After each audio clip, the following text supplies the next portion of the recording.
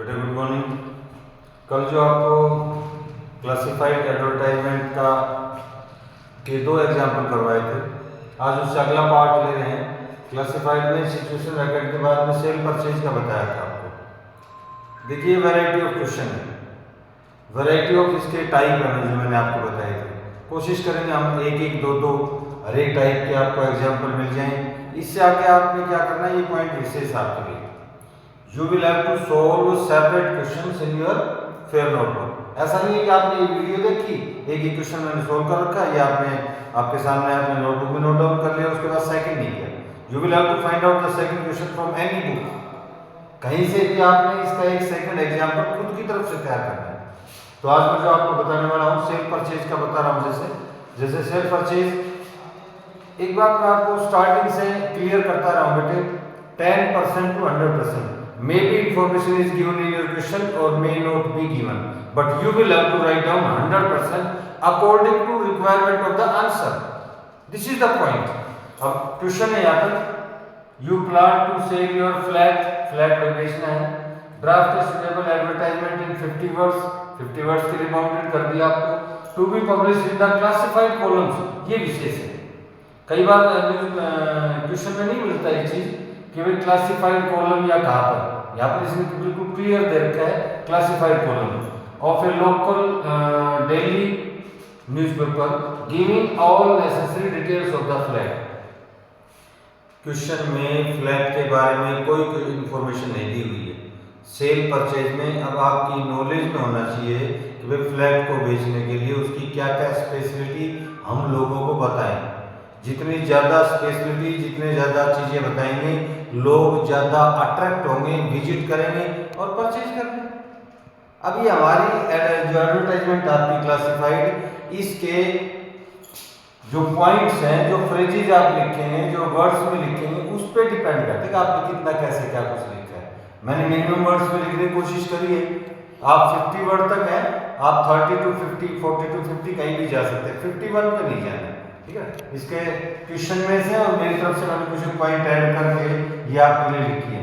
Flat four से सबसे पहले आपने क्या करना है, आपने टाइटल लिखना है। टाइटल के बगैर तो आइडेंटिफिकेशन ही क्या है, टाइटल ही इसकी आइडेंटिफिकेशन है। इसके बाद में आपने क्या लिखा है, वो बात की बात है। न्यूज़पेपर में 500 मान लीजिए क्लासिफाइड है, 100 एक पेज के ऊपर 100 क्लासिफाइड एडवर्टाइजमेंट है। मुझे क्या है, मुझे मान लीजिए कोई चीज़ परचेज करनी, मुझे म्यूजिक सिस्टम परचेज करना है, तो मैं टाइटल को देखूंगा वो क्या चीज़ है। एक एक एडवर्टाइजमेंट को मैं थोड़ी पढ़ूंगा। मुझे टाइटल में मिला म्यूजिक सिस्टम फॉर सेल, मैं उसको पढ़ूंगा बस।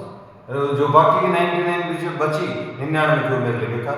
तो टाइटल आपका फ्रेज में, लिमिटेड वर्ड्स में क्लियर होना चाहिए। टाइटल ही आपको आइडेंटिफाई करेगा कि ये क्या चीज़ है। फ्लैट फॉर सेल, ये मैंने टाइटल लिख दिया इसका। मैंने आपको बताया बिल्कुल फ्री है, मैं बार बार एक बात को रिपीट कर रहा हूँ, आप ग्रामेटिकल रूल्स हैं सेंटेंसेस के, उनसे इस एडवर्टाइजमेंट में बिल्कुल फ्री है। आपने बस अट्रैक्टिव वर्ड्स फ्रेजेस में you will have to write down, you will have to mention. ये चीज एडवर्टाइजमेंट क्या है कि मैं आऊं, मैं किसी को बुला रहा हूं, ठीक है ना, तो वो स्पेशलिटी शो करनी पड़ती है। उसमें भी स्पेशलिटी में जो पॉइंट्स मैंने लिखे हैं, इसमें किसी पॉइंट को आप यहाँ लिख रहे हो, किसी को यहाँ लिख रहे हो, नहीं, इसमें भी सीक्वेंस बढ़ती है। 2 बेडरूम मैंने जो लिखा है, 2 bedroom fully furnished flat. Flat है वो 2 बेडरूम का है, कंप्लीट तरीके से फर्निश्ड है, विद ईस्ट फेसिंग एंट्री। ये विशेष बात है भाई, उसका गेट किधर है, ईस्ट फेसिंग एंट्री।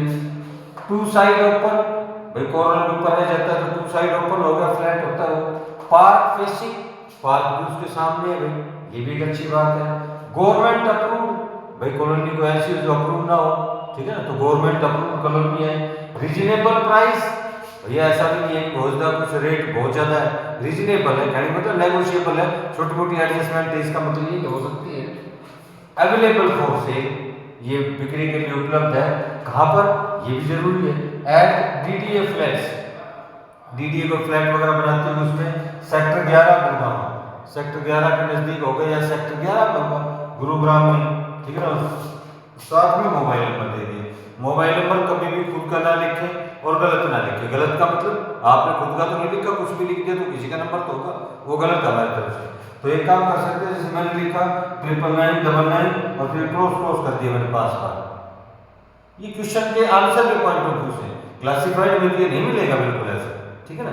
तो आपने इस तरह से ये जो सेल परचेज का जो था, मैंने जो फ्लैट वगैरह का था, प्लॉट वगैरह का था, हाउस वगैरह का था, वो उसके बारे में एक तैयार करके दिखाया मैंने आपके सामने। अब आपने क्या करना है, you will have to copy this in your notebook and you will have to design one more question, you will have to take one more question and you will have to answer from your side with these rules.